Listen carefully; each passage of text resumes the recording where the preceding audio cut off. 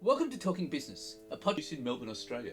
The podcast is available on the Acast app, the Apple Podcast Store, or wherever you go to get your podcasts. Or you can get it at the Business Acumen website at www.businessacumen.biz. I am Leon Gettler. My job is to review and monitor the week's news in business, finance and economics. I bring it all to you every week.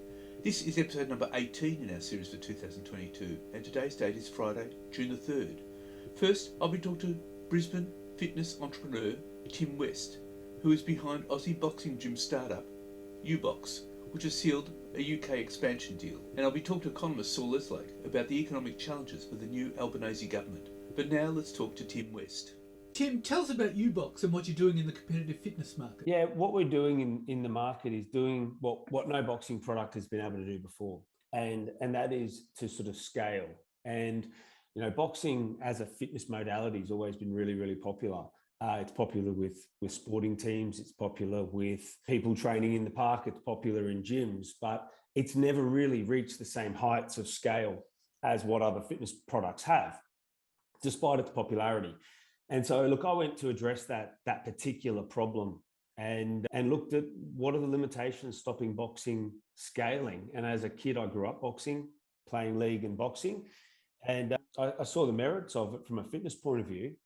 But yeah, looking at the limitations to that and trying to address those. And we've kind of done that now. And now we're on this journey of scale. And so how do you do it? How did you actually do that? How did we come up with the business model, or did we crack the code for scale? Both. Okay, so the business model was growing up with a sport that I loved and I knew was great for fitness. And then when I knew that I wasn't going to be a professional athlete, going into exercise science, I knew the key to creating a sports-based fitness product was specificity. So I looked at the attributes of boxing and looked at what could be replicated into the world of commercial fitness and took as many as authentically as possible across to that business model. So we took the 3-minute rounds from boxing. We took the concept of a rest between each round. We took the concept of bag work and pad work, where we couldn't replicate the physical contact because we wanted to drop the intimidation. That's when we brought in the functional strength element to replicate physical demands of boxing. And we put that all together in a format that kind of gave people the opportunity to train like a professional boxer without the risk of getting hit, which we saw was a key limiting factor in scaling boxing, was the degree of intimidation in that. Now that we sort of launched in a business model, and we did a pilot for that. And the pilot was so successful that we started to franchise a year later. And then within the span of 4.5 years, 5 years, we've got 93 clubs across 3 countries, and we're about to open the 4th and 5th country in the UK and America this year. So what are the countries you were operating in? So we launched in Australia, and then we moved to New Zealand, which is a natural sort of progression. We opened in Singapore, and we've got the first club opening in Manchester at the end of July, early August, and then the US by the end of the year in their summer. So in terms of the franchise model, you have other people running it. Is that right? Yeah, correct. So each store is franchised, and we're unique that 100% of our stores are franchised. So the franchise operator takes out the franchise agreement and then is responsible to sort of, you know, grow their network and service their members using our programs. Interesting development in our programs is we've always had Danny Green, my business partner, my co-founder, doing the boxing element, but we've recently recruited Brad Harrington, who's the Wallaby strength and conditioning coach, and he's now overseeing the strength and conditioning elements. So we're really stacking the team, and the benefit that gives to the member is results, and the benefit that gives to the franchisee is they don't have to worry about the quality of the programming. It's all developed centrally, and it's shared with them via the in-club technology. And of course, with Danny Green, he's sort of his highly regarded name in boxing, isn't he? Yeah, and take it back to when we first started, you know, this 2016 period. He was by far the most dominant boxing name in the country. He arguably still is. You know, George Kambosos is obviously doing very well now, but as for the figurehead of boxing in Australia, Danny's been that for decades. And what he doesn't know about boxing, geez, there's not much that he doesn't know. And he's keen to pass that knowledge on as well. And this is a great format for him to do it at scale. And the way you've scaled it up is you've powered with, you've launched a partnership with Empowered Brands. Is that right? Yeah, that's correct. So we had every intention in opening in the UK ourselves. We actually took a lease, we're finalising a lease in Twickenham train station at the end of 2019. That fortunately got delayed to the start of 2020. And we all know what happened then, and we were still optimistic of doing it ourselves throughout 2020. But, by the Christmas 2020, we realised it probably wasn't going to happen in any time soon where we'd be able to actually go over there and do it ourselves. And this partnership opportunity came up with one of the UK's largest franchise fitness operators. And so it just made sense. It made sense to tap into their network, to have access to their infrastructure and their scale. And we think we found a partner that sort of matches our ambitions for boxing in the UK, which is, in the first instance, 250 clubs, but we think that will go much, much higher in the UK, Ireland, region. And of course, you're talking about 2020. So, you had the pandemic happening around then. How has the pandemic affected your business? It was interesting because it kind of was contradictory. And I say this a bit, but it moved at two speeds. And I've heard this from other business operators. The adoption of technology happened very rapidly and far quicker than it would have happened had the pandemic not happened. But obviously the bricks and mortar business stalled. And to a large degree. We still grew by 15% a year, but that was a lot less than the 45% or 41% the year before. And so it had that effect of speeding up our digital adaptations and the customer's interest in adopting technology. We were able to dedicate a lot of time to building core technology to service the business. But we were very much limited and inhibited in operating the bricks and mortar gyms. So it was a tough, challenging period, but there was definitely some benefit to come out of it as well. Right. Okay. And you've invested too in a omni-channel fitness product. Is that right? Yeah, that's right. So within a couple of days of the lockdowns happening in March 2020, we launched a product called Train on Demand, which was an idea to give people access to a digital at-home format of that training. And we launched that just after so that members could still get value from our product, because a lot of them chose to continue supporting the network through paying some of or all of their membership fees to help support the business. And so we were really focused on giving them as much value as possible. And the adoption of that was so fast and it was being used so much that we really progressed our plans to ramp that up a lot more. And that's where the Train on Demand omni-channel product came about, because we tested it through this period out of need. It was so successful and our feedback was so great that we actually started developing that as a second stream of the business. And now it exists where you come to the gym, ideally, but if you can't make it to the gym, you can also access our product via the omni-channel offer, the digital offer called Train on Demand. So out of necessity originally, but has turned into a really important part of our business now. That's interesting. Now, with this omni-channel stuff, when you're actually doing the boxing, you're actually doing it by yourself, aren't you?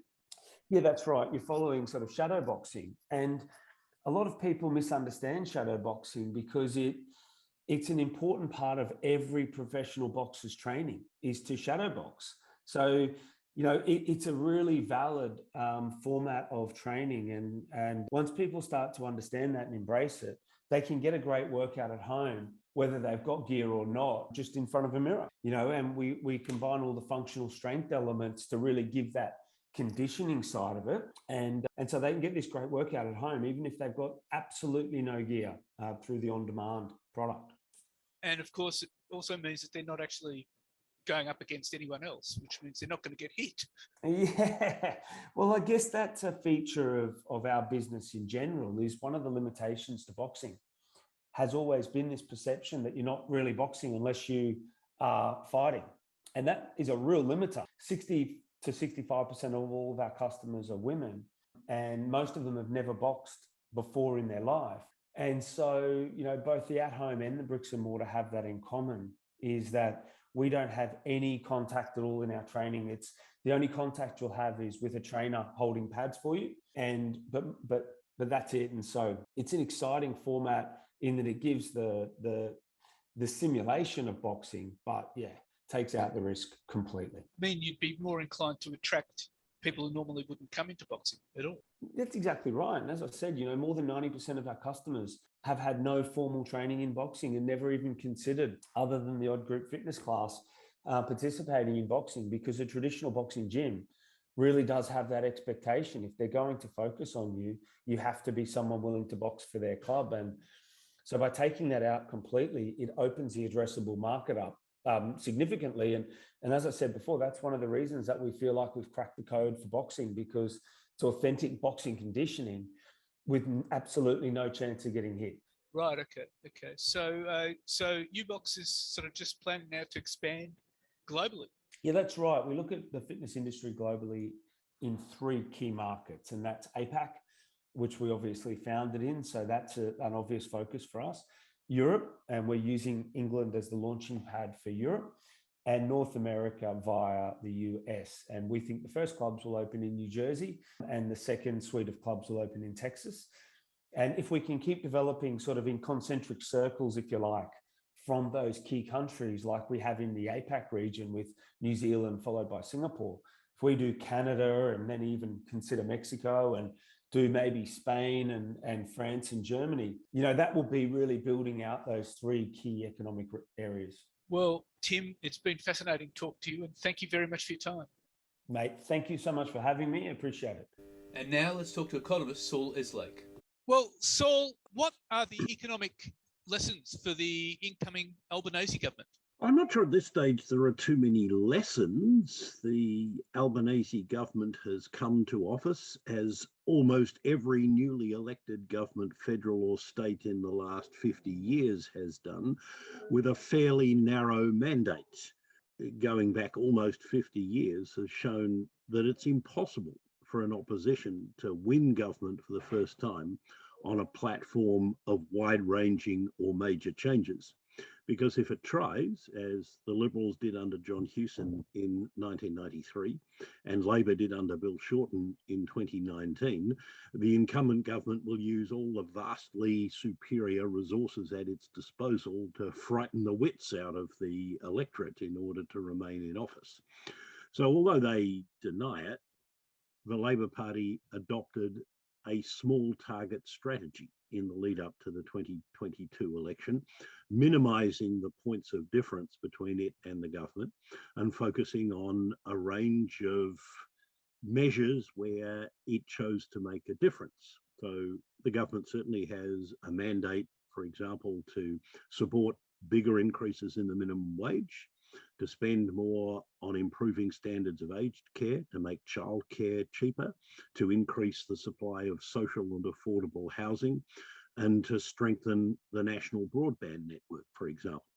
But it doesn't have much of a mandate to embark upon budget repair, which in its first few days in office, it seems now to regard as more important than it did during the election campaign or beforehand. Indeed, its costings document released a few days before the election said that Labor intended to increase the budget deficits in prospect for the next 4 years by a relatively trivial amount, but nonetheless, they don't come to office with a pledge to do things to reduce the budget deficit, nor, apart from the impact at the margin that things such as improving access to childcare may have on productivity, the government doesn't have much of a mandate to pursue reforms that would make a serious impact in lifting Australia's abysmal rate of labour productivity growth over the last 10 years. What I think the government needs to do, whilst keeping to the promises it made during the election campaign and not eroding the trust which the public has placed in them, is to begin laying the groundwork for a more expansive mandate to seek for a second term of office, bearing in mind that not since 1931 has any first-term federal government failed to achieve at least a second term. They may make a start on that at the forthcoming employment summit, which obviously has echoes of the National Economic Summit that Bob Hawke instituted in the early days of his government in 1983, and which in turn created a platform for some of the things that the Hawke government subsequently went on to do with great benefit to the Australian economy. The government will need to do all these things in the face of an economy that has a pretty strong head of steam at the moment, which is also showing up in a higher than expected rate of inflation, which will almost certainly mean that the Reserve Bank will be lifting interest rates by considerable margins over the next 12 to 18 months, so that next year the outlook for the economy may be very different from what it appears at the moment. That's very interesting, your argument about laying out for a second term.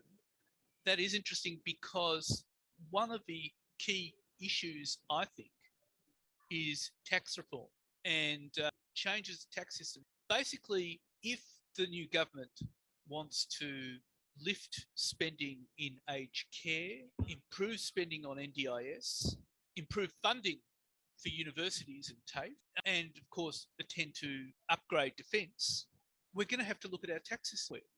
Indeed we are, and that is the core of the longer term budgetary problem which Australia faces, that the public clearly wants increased spending on aged care, on the NDIS, and more broadly, I think, on healthcare. The public is also likely to get, whether they want it or not, increased spending on defence. But so far, neither side of politics has really been willing or able to talk to the Australian people about the best, the fairest, and the least economically damaging ways of raising what may well be an additional 2 percentage points of GDP in terms of revenue. The only specific revenue measure for which the new government has any kind of mandate is a further crackdown on tax avoidance by multinational corporations through inflated interest and intellectual property royalty payments that they use to divert profits made in Australia to low tax jurisdictions overseas. But the Labor Party's costings indicate that that would raise less than $2 billion over a 4-year period, which is helpful at the margin, but is hardly going to solve the problem. The Labor government has committed to upholding the third tranche of the tax cuts that were legislated a few years ago by the Morrison government, even though those disproportionately benefit the top tranche of Australian income tax payers. And the only room for manoeuvre that the new government has left itself is that it's rejected the commitment to capping tax revenues at the entirely arbitrary 23.9% of GDP that the Morrison government had imposed upon itself. But while that might allow the government to avail itself of the impact of bracket creep on total tax revenues from personal income taxpayers, and to bank any windfall gains that might come from further upward revisions to the outlook for commodity prices, it certainly doesn't give the government any room ahead of the next election to make major changes to the structure of our taxation system. And that's one of the things that I think the government could usefully commission an inquiry into, with well-chosen terms of reference and staffed by people who it can trust to come up with sensible answers. It doesn't need to embrace that report in the same way that the Rudd government dealt with the Henry Review, that is keeping it under wraps for almost 6 months, releasing it 2 days before the 2010 budget with a long list of things that it wouldn't do, and only picking up one of what ultimately turned out to be a flawed measure, the so-called resource rent tax. I think the government, if it goes down that path, would need to adopt a very different approach to managing the recommendations of any such review. But that would, I think, be the best way of creating a path to securing a mandate for more broad-ranging tax reform. And the model for doing that, ironically, is the way John Howard went about gaining a mandate for the introduction of the GST. He came to office at the 1996 election promising that there would never ever be a GST. But once he had assumed the role of Prime Minister and governed competently in his first term. He was able to use the political standing and capital that he had accumulated as a result to make the case to the Australian people for wide-ranging tax reform, including the introduction of a GST. He delivered that in his second term and went on to win a third and fourth election with bigger majorities than he got at his second election. Indeed. So they would be looking for John Howard as a model. Well, indeed, as I would argue, they looked to John Howard in 1996 as a model for this election, because remember, the Liberal Party lost an election in 1993, which everyone expected them to win, under a leader who couldn't sell a very expansive range of policies, some of which were unpopular. Bill Shorten made exactly the same mistake in 2019, and it would appear that Labor under now Prime Minister Anthony Albanese adopted a very similar strategy to the one which John Howard did ahead of the 1995 election.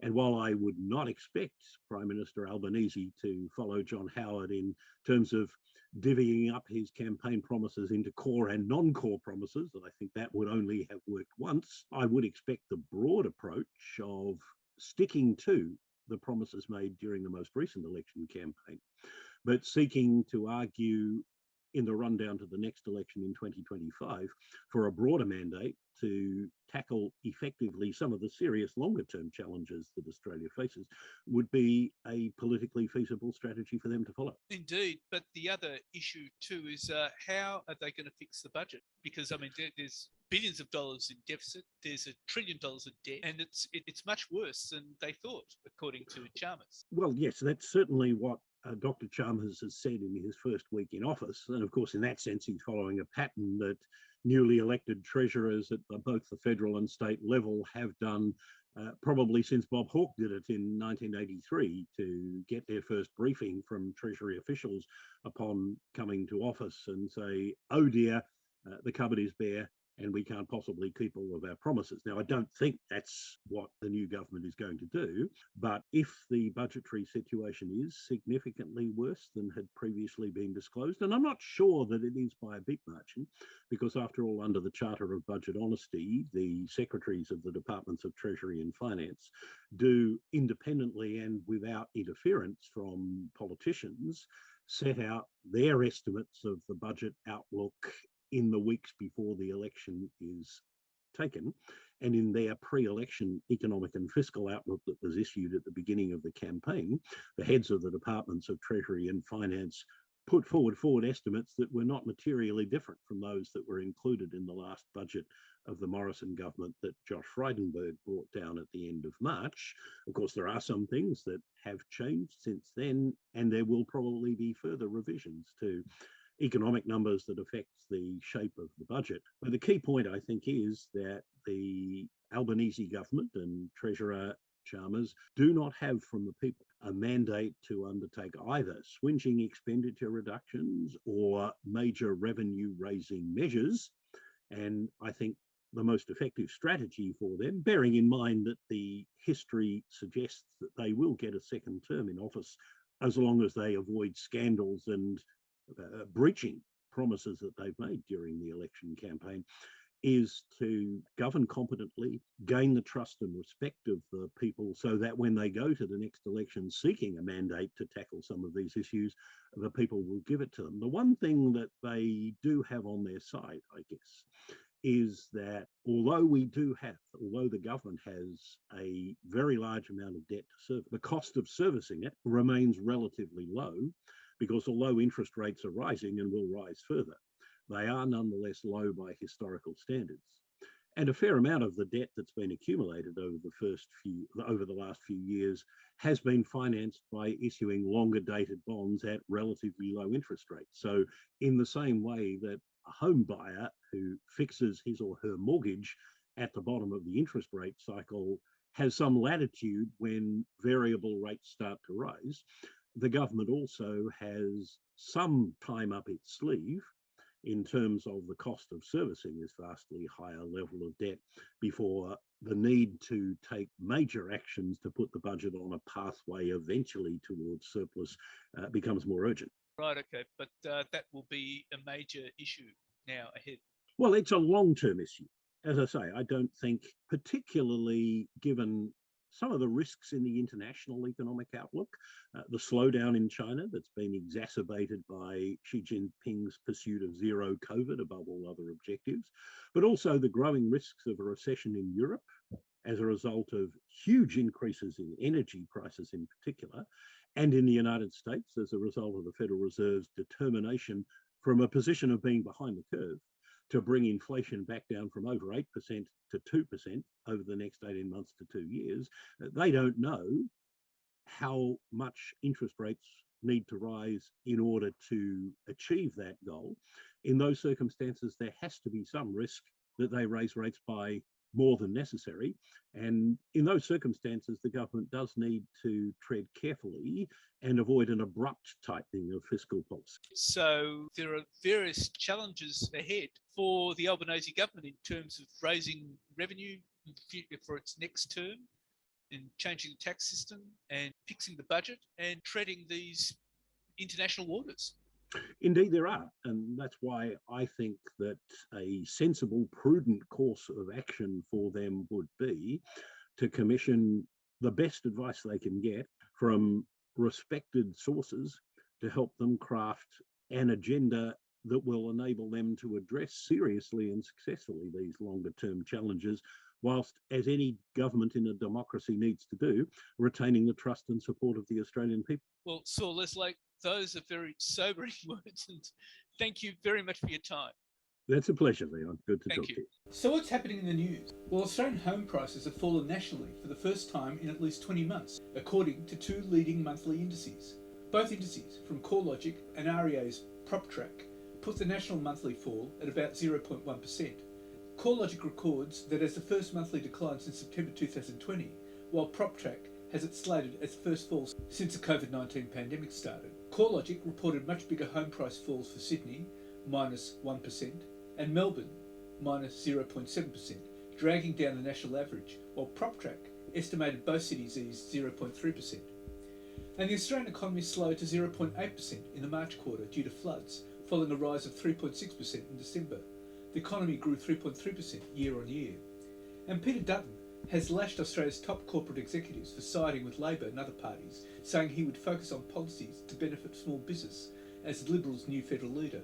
Mr Dutton said on Monday the Liberals had become estranged from big business in recent years, and he wanted to be a voice for the forgotten people in small and micro business. He accused business leaders of focusing on social policies while failing to speak out on economic issues, including industrial relations, tax and wages reform.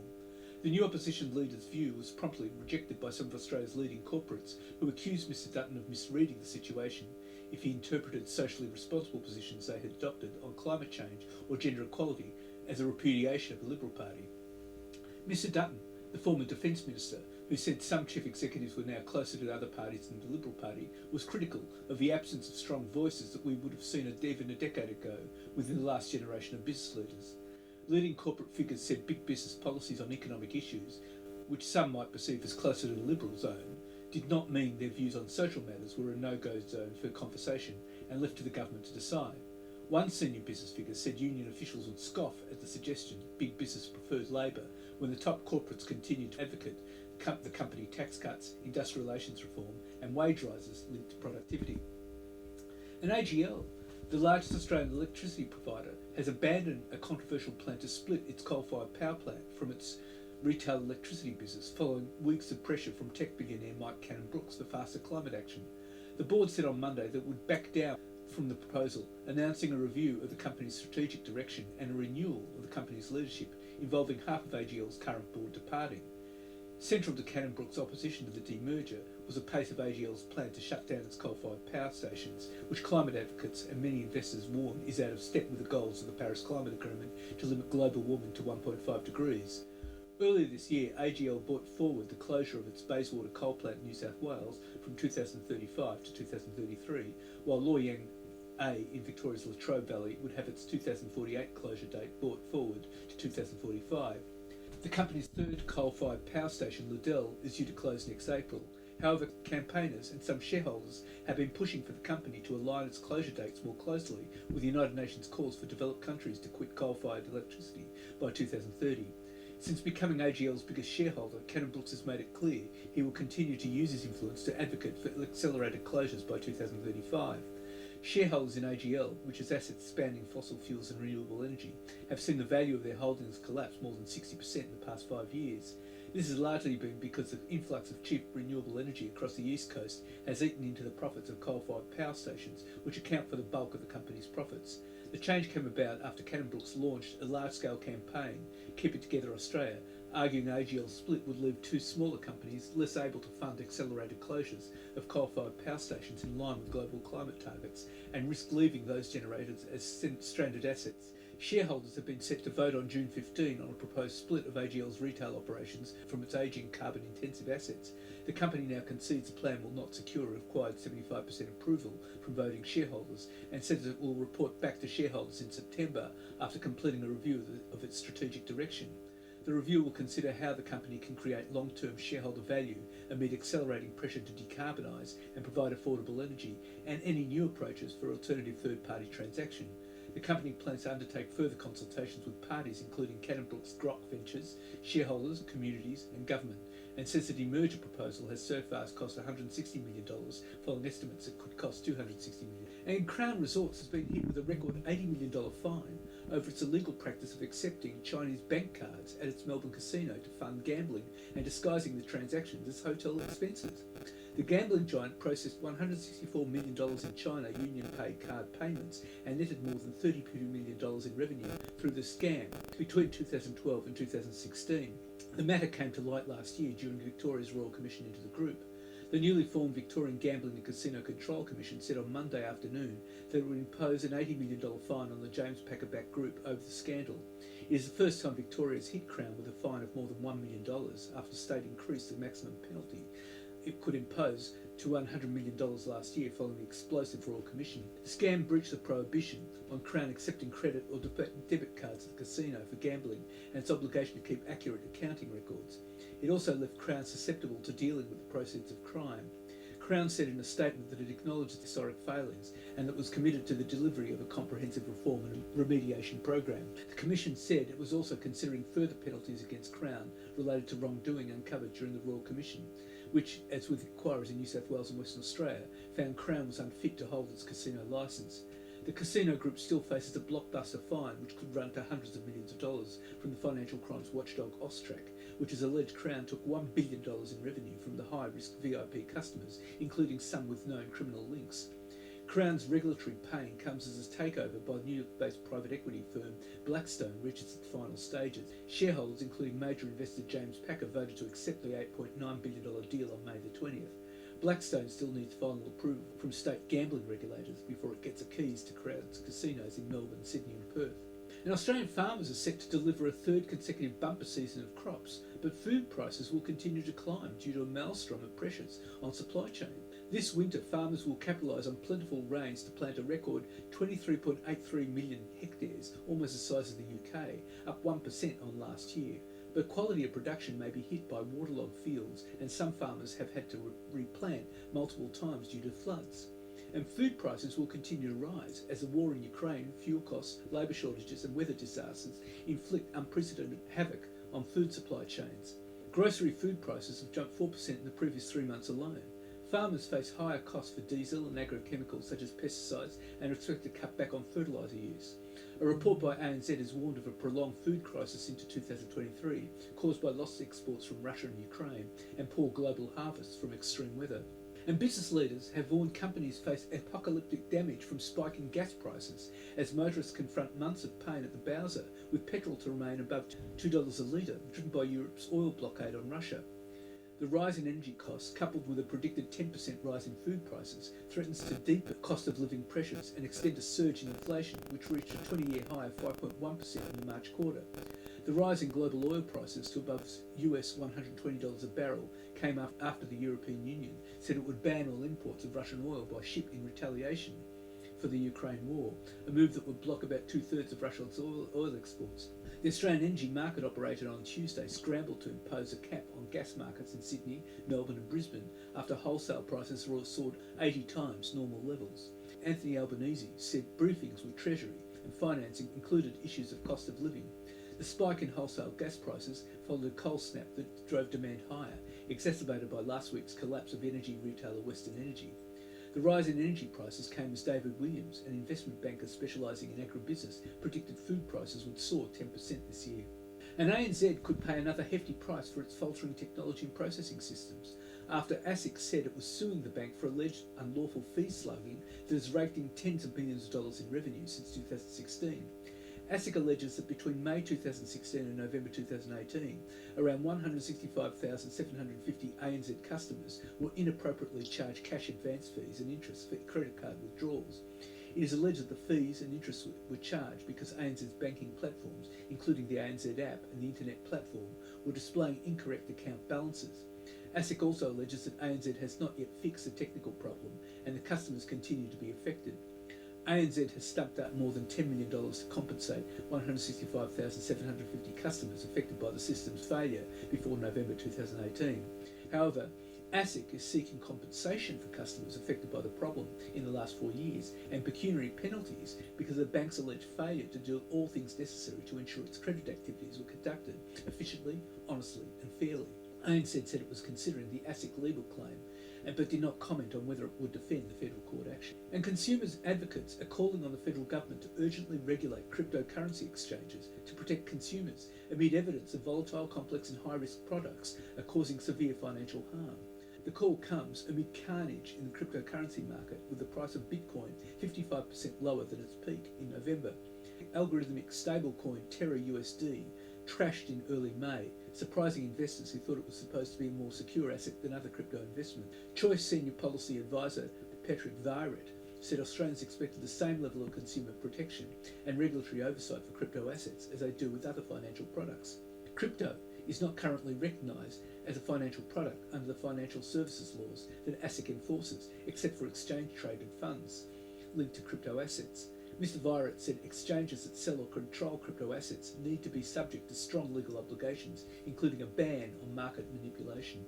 A national accountancy firm, Pitcher Partners, has been accused of knowingly assisting former businessman Max Twigg to rip off his mother in a lawsuit that could leave the firm on the hook for $140 million in damages. Diane Twigg is alleging Pitcher Partners breached its fiduciary duties to her and several family trusts several times from 2007 to 2019 as part of a fraudulent and dishonest scheme set up by Mr. Twigg and allegedly assisted by the firm, in which Mr. Twigg spent tens of millions of the family's dollars on an extravagant lifestyle. Mr. Twigg sold the family waste business Twigg Group to Cleanaway for $155.8 million in 2007 and put the proceeds, bar $5 million for his mother and each of his sisters, into a family trust account, which he then spent on luxury cars, houses and various properties, including the iconic Byron Bay Beach Hotel, without their knowledge. Ms. Twigg and her two daughters successfully sued him over these unauthorised transactions in 2020 with the New South Wales Supreme Court in a decision upheld by the New South Wales Court of Appeal last week, slamming his conduct as dishonest and ordering him to repay his family. But while the three women have received $30 million compensation from Mr. Twigg's assets, Ms. Twigg is now seeking the balance of the alleged losses from Pitcher Partners as advisors to her, her son and several family trusts on tax, accounting, corporate governance and structuring, succession planning and trust distributions. In a statement of claim filed in the New South Wales Supreme Court last week, she claimed that Pitcher Partners breached its fiduciary duties to her and three separate trusts of which she is a trustee by assisting Mr. Twigg in his fraud. And that's it for this week. And next week I'll be talking to the founder of a non-alcoholic beer brewer, Heaps Normal, Peter Brennan. And I'll be talking to economist Nicholas Gruyan about the election of the Albanese government. In the meantime, you can catch me on Facebook, Twitter, Instagram and LinkedIn. And if you want, leave a comment. Wishing you all the